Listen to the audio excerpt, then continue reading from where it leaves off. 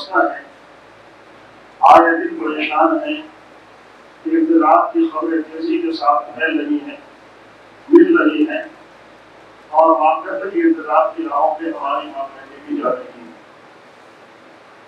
جس علاقے میں جائیے وہاں سے کچھ اس طرح کی خبریں ملتی ہیں، دل دور جاتا ہے، اور پھر ارادہ اس وقت کرتا ہوں کہ عمارت شریعہ کے دوسرے کاموں کو چھوڑ کر اسی مشن پر کام کیا جائے، لیکن مرد اتنا ہے، درد اتنے ہیں، کام اتنے ہیں کہ ایک کام مکمل نہیں ہو پاتا کہ دوسرے کاموں کو شروع کرنا ہوتا ہے۔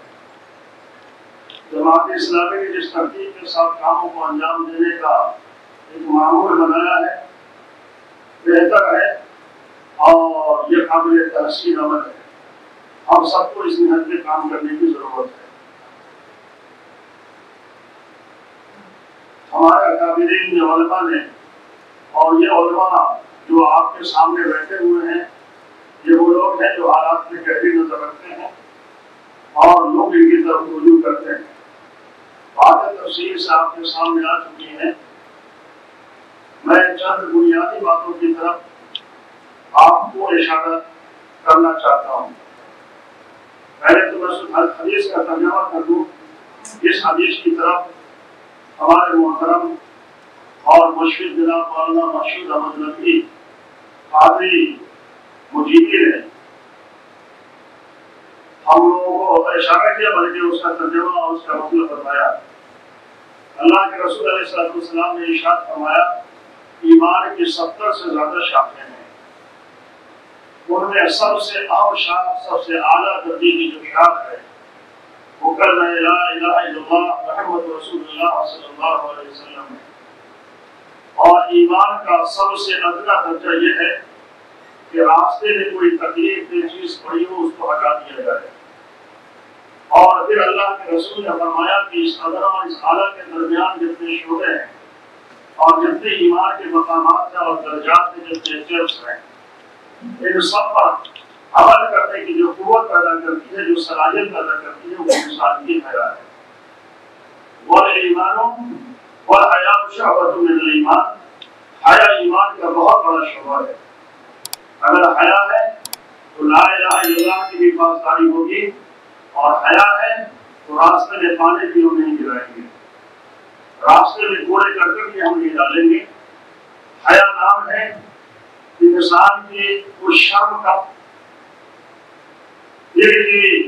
اس شرم کے اس مقام کا جو انسان کو روک دے غلط کاموں کے کرنے سے، چاہے خود اس کا وقار اور اس کی حیثیت عرفی اس کے ذہن میں آئے یا اللہ کے سامنے حاضری کا یقین آئے، یہ تصور اس کو غلط کاموں سے روک دے۔ یہ روکنے والی، غلط کاموں سے روکنے والی جو شرم کی کیفیت ہے، اسی کا نام حیا ہے۔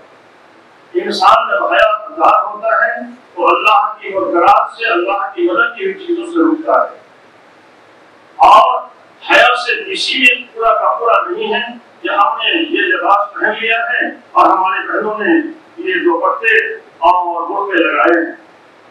یہ لباس بھی اور یہ دوپٹے اور کرتے بھی جب حیا کی کیفیت، شرم کی کیفیت وہ اندر دل میں ہوتی ہے تو کام کرتی ہے، اور بہت سارے وہ کام جو انسانوں کو نہیں کرنے کے ہیں وہ سارے کاموں سے یہ چیزیں روکتی ہیں۔ تو حیا کو مضبوطی کے ساتھ جو انسان پکڑے گا، اللہ کے سامنے حاضر ہونے کے وقت جو شرمندگی ہونے والی ہے، اس شرمندگی کا احساس جتنا ہوگا، حساب و کتاب کا احساس جتنا زیادہ ہوگا، انسان حیادار ہوگا۔ جب حیادار ہوگا تو وہ ایسی چیزوں کو نہیں کرے گا جو چیزیں خود اس کو اور سماج اور معاشرے کو تکلیف پہنچانے والی ہوں۔ ابھی جس عنوان میں ہم لوگ بیٹھے ہیں، یہ حیا کا ایک بڑا مقام جس کو تیزی کے ساتھ ہمارا معاشرہ ہوتا جا رہا ہے، اس عنوان پر گفتگو ہوئی ہے، اور مجھے بھی چند باتیں اس سلسلے میں کہنی ہے۔ ایک بات تو یہ ذہن میں رکھیے کہ یہ گڑھا ہے، یہ کھائی ہے، کنواں ہے۔ آپ دیکھتے ہوں گے کہ جو بھی کنواں ہوتا ہے، کنویں کے چاروں طرف ایک دیوار کھڑی کی جاتی ہے، اینٹ کی پتھر کی لگائی جاتی ہے تاکہ کوئی اس کنویں میں گر نہ جائے۔ اس لیے وہ دیوار کھڑی دی جاتی ہے چاروں جانب سے۔ اسلام نے بھی بے حیائی سے منع کیا ہے اور دوسرے مذاہب میں بھی بلکہ دنیا کے قوانین میں بھی بے حیائی سے روکا گیا ہے۔ غلط کام کرنے کی اجازت، چوری کرنے کی، ڈکیتی کرنے کی، زناکاری کرنے کی، بدکاری کرنے کی اجازت نہ دنیا کے قانون میں موجود ہے اور نہ کسی مذہب اور دھرم میں اس کی اجازت ہے۔ مذہب میں اور قانون میں فرق یہ ہے کہ دنیا کے قوانین کنویں سے تو بچانے کی کوشش کرتے ہیں، لیکن کنویں کے سامنے جو چاروں طرف سے دیواریں کھڑی ہیں ان دیواروں کو توڑنے کا وہ کام کرتے ہیں۔ وہ دیواریں نہ ہوں اور کنویں میں لوگ جائیں بھی نہیں۔ اسلام یہ کہتا ہے کہ وہ دیواریں بھی کھڑی ہوں تاکہ کنویں میں جانے سے لوگ بچ سکیں۔ مثال کے طور پر ابھی جناب مولانا مفتی وسیع احمد قاسمی صاحب نے بڑی تفصیل سے آپ کے سامنے باتیں رکھی، پردے کے تعلق سے بھی باتیں انہوں نے رکھی۔ اب اللہ کے رسول علیہ السلام نے اسلام کی تعلیمات سے آپ دیکھیں اور حکومتی نظام کو دیکھیں۔ حکومتی نظام جب ایک بڑا کانڈ ہو جاتا ہے تو پورے ملک میں اس کے خلاف احتجاج ہوتا اور ہونا چاہیے۔ ابھی کلکتہ میں جو واقعہ ہوا اس سے ابھی پورا ملک واقف ہو گیا۔ اسلام یہ کہتا ہے کہ ایسا واقعہ نہیں ہو، اس کے راستے کیا کہ وہ سارے راستے کو بند کرو، لیکن راستے دنیا کے قانون کے راستوں کو کبھی تو آزادی ہے۔ ایسا لباس پہنو کیا دقت ہے، جس طرح چاہو آؤ چاہو کیا دقت ہے۔ یہ انسانی آزادی پر حملہ کرنا ہے کہ اسے کہا جائے کہ اس طرح کے لباس میں رہو، اس طرح کی نشست و برخاست نہ اختیار کرو، ایسے دوستوں اور ایسی سہیلیوں کے ساتھ نہ رہو، ایسے ماحول اور معاشرے کو اختیار نہ کرو جو تمہیں اس گڑھے میں گرا دے، کنویں میں گرا دے۔ یہ چیزیں جو اسلام بتاتا ہے اس پر مضبوطی کے ساتھ عمل کرنے کی دنیا کو ضرورت ہے۔ اس کو چھوڑ کر دعوے کے منکر سے بچانا، اس میں دنیا کامیاب نہیں ہو پا رہی ہے۔ تو اسلام نے جو طریقے بتائے ہیں برائیوں سے بچنے کی، مثال کے طور پر میں نے حدیث پڑھی حضرت عائشہ رضی اللہ تعالیٰ عنہا سے حضور سرور کائنات علیہ السلام نے فرمایا ایاکم ومحقرات الذنوب، اے عائشہ اگر بڑی غلطیوں سے بچنا چاہتی ہو تو چھوٹی چھوٹی غلطیوں سے اپنے آپ کو بچاؤ۔ اب وہ ماحول جس ماحول میں بچپن سے بیٹیوں کو شرٹ اور پینٹ اور ٹی شرٹ اور چھوٹے کپڑے پہنانے کی عادت ڈالی گئی اور بڑے ہونے کے بعد اس ماحول سے روکا نہیں گیا، اس کی آزادی ہے، اس آزادی میں ہم خلل نہیں دے سکتے ہیں، اور ایسے لوگ اپنے آپ کو تعلیم یافتہ کرانے کہتے ہیں۔ ہم یہ سمجھتے ہیں کہ تعلیم ہر چیز کی اور ہر تعلیم اور ہر چیز کے ساتھ جو ایک مزاج ہوا کرتا ہے تعلیم کا، اس مزاج سے واقفیت رکھے بغیر ہم جس کو پڑھا رہے ہیں اور جو پڑھا رہے ہیں اس کی کنہیات سے واقف ہوئے بغیر اگر آپ پڑھا رہے ہیں تو آپ کا درس نامکمل ہے۔ یقیناً آزادی ہے اور آزادی سے اسلام نے بالکل نہیں روکا، غلامی سے اسلام نے منع کیا ہے اور ہر طرح کی غلامی کا اسلام نے انکار کیا ہے سوائے اللہ کی غلامی میں، سوائے اللہ تعالیٰ کے سامنے جھکنے سے، ہر جگہ جھکنے سے اسلام نے منع کیا ہے۔ لیکن سمجھنے کی ضرورت یہ ہے کہ ہم جس کو آزادی کے خلاف سمجھ رہے ہیں یا یہ واقعہ آزادی کے خلاف ہے یا آزادی دلانے والی ہے۔ یہی ہے کہ اس دور کا ہر نقشہ الٹا نظر آتا ہے، لیلا نظر آتا ہے اور مظلوم نظر آتی ہے۔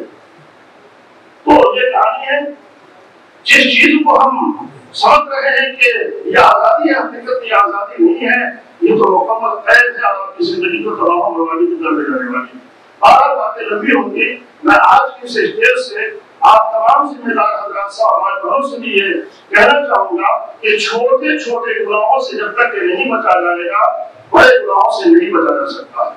ہمارے سماج میں چھوٹے گناہ کو گناہ سمجھا ہی نہیں، بڑے گناہ کو گناہ سمجھا ہے۔ اللہ کے رسول علیہ السلام نے ارشاد فرمایا کہ آنکھیں بھی زنا کرتی ہیں، کان بھی زنا کرتا ہے، زبان بھی زنا کرتی ہے۔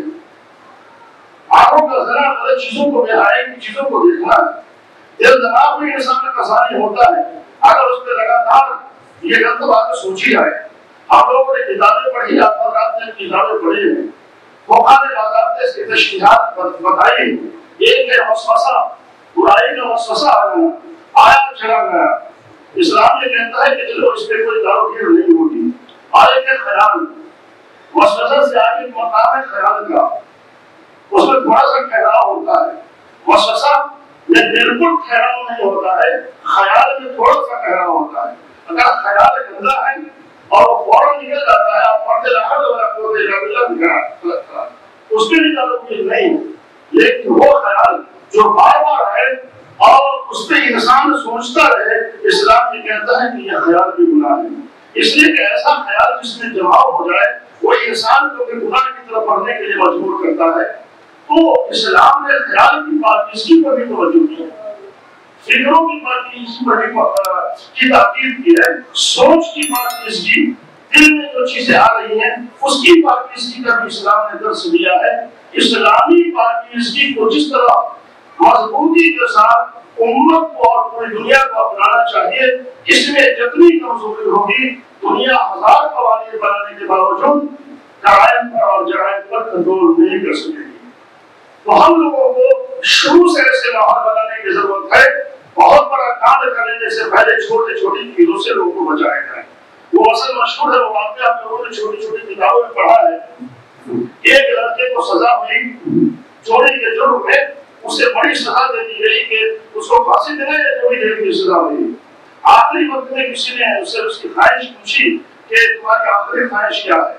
انہوں نے کہا کہ میری اپنی سے میری ملاقات کروانی ہے. اس کے دونوں ہاتھ بندھے ہوئے ہیں زنجیر میں اور پولیس کے پہلے میں ماں سے ملاقات کروائی گئی. ماں سے کہا کہ میں اپنے کان میں کچھ کہنا چاہتا ہوں. ماں نے اپنے کان کو بڑھایا، اس نے اپنے دانت سے ماں کے کان کو کاٹ لیے اور کہا کہ میرے بس میں اتنے ہی ایسے کہ میرے ہاتھ بدل ہوئے. میں جب محلے کے مرغیوں کے انڈے چراتا تھا اور چھوٹی چھوٹی غلطیاں کرتا تھا تو آپ اس میں خوش ہوتی تھی، روکتی نہیں تھی. نتیجہ یہاں تک پہنچا کہ میں نے اتنی بڑی غلطی کی اور ایسی چوری کی کہ آج یہ سزا ہمیں مل رہی ہے. تو چھوٹی چھوٹی غلطیوں سے، چھوٹے چھوٹے گناہوں سے، چھوٹی چھوٹی جو ہمارے بے شرمیاں ہیں، اب گھر میں ایک ہی مجلس میں بیٹھے ہوئے ہیں اور جو رنگ ناچ ٹی وی کے پردے پہ چل رہے ہیں، بیٹی بھی دیکھ رہا، بیٹا بھی دیکھ رہا، داماد بھی دیکھ رہا، چھوٹے بھی دیکھ رہے، بڑے بھی دیکھ رہے ہیں. یہ چیزیں انسان کو کہاں لے جا رہی ہے؟ ان چیزوں پر ہمیشہ احتیاط کی ضرورت ہے اور اسلامی تعلیمات و ہدایات کی ضرورت ہے. اور ہر وقت یہ ذہن میں رہے ہم جسے دیکھ رہے ہیں وہ دیکھ ہی رہے ہیں، مگر ایک اللہ ہے جو ہم سب کو دیکھ رہا ہے. اللہ کے حضور کا احساس جتنا زیادہ ہوگا انسان ان چھوٹی چھوٹی غلطیوں سے اپنے آپ کو بچائے گا. میں پھر مبارکباد پیش کرتا ہوں جماعت اسلامی کو اور حلقہ بہار کے امیر اور دوسرے تمام ذمہ داران کو کہ اہم موضوع پر آپ نے یہ اجلاس بلایا ہے اور یہ اختتامی نہیں، میں تو یہ کہوں گا یہ سلسلہ ہے جو ہمیشہ ہر جماعت کو اس کو جاری رکھنی چاہیے. ہر محلے میں اور ہر محلے کی مسجد میں مہینے کی ایک ہفتے میں کم سے کم اس موضوع میں تقریریں ہونی چاہیے. تو ہمارا سماج کسی حد تک قابو پا سکے گا. آج اتنی تیزی سے رو ہے بے حیائی کی، جتنی تیزی سے ہو رہا ہے ہم اس کا دفاع اگر اتنی تیزی سے نہیں کر پائیں گے تو ہم بچ نہیں پائیں گے اور اس حملے کے وار کو ہم برداشت نہیں کر سکیں گے. اللہ تعالی ہم سب کی حفاظت فرمائے اور ہم سب کو اللہ حیادار بنائے.